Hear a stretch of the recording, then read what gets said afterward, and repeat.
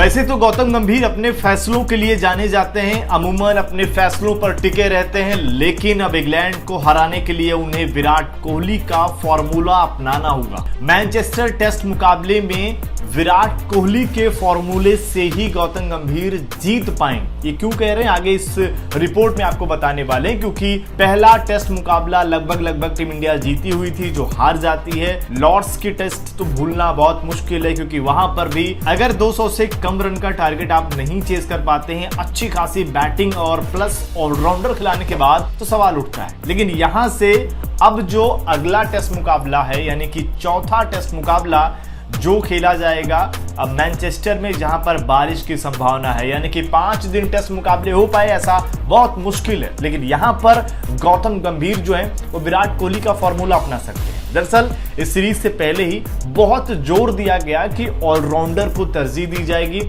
हमने देखा हर्षित राणा को ऐड किया गया था, बाद में चोटिल होकर वो बाहर कर दिए गए।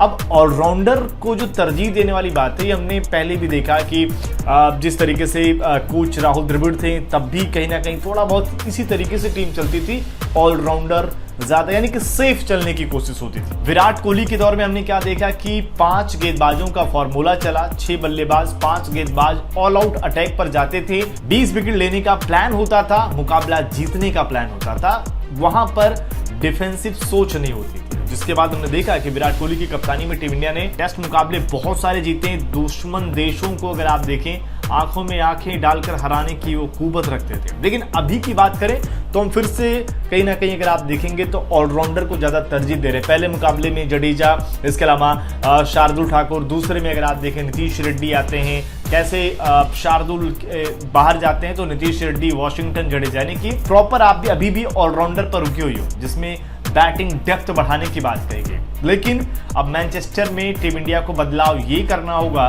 कि ऑलराउंडरों में से एक को हटाना पड़ेगा। अगर आपके पास 4 प्रॉपर गेंदबाज हैं तो आपको एक वहां पर रखना पड़ेगा, यानी कि अगर आप देखें तो कहीं ना कहीं आपको कुलदीप यादव को ऐड करना पड़ेगा। ये नहीं कि नीतीश कुमार रेड्डी, वॉशिंगटन, जडेजा की बैटिंग अच्छी थी कि उन्हीं से काम चला ले। अगर उसी फॉर्मूले पर रहेंगे तो यहाँ पर गंभीर को फिर से एक हार का सामना करना पड़ेगा। वही मैनचेस्टर जो बार बार हम कह रहे हैं कि बारिश की संभावना है, ऐसे में ये फॉर्मूला टीम के लिए काम आएगा। क्या आपको भी लगता है कि गौतम गंभीर को थोड़ी सी अपनी अकड़ जो है वो भुलाकर यहाँ पर विराट कोहली के उस फॉर्मूले पर लौटना चाहिए, या नहीं जिस फॉर्मूले पर अभी चल रहे हैं इसी पर काम करना चाहिए?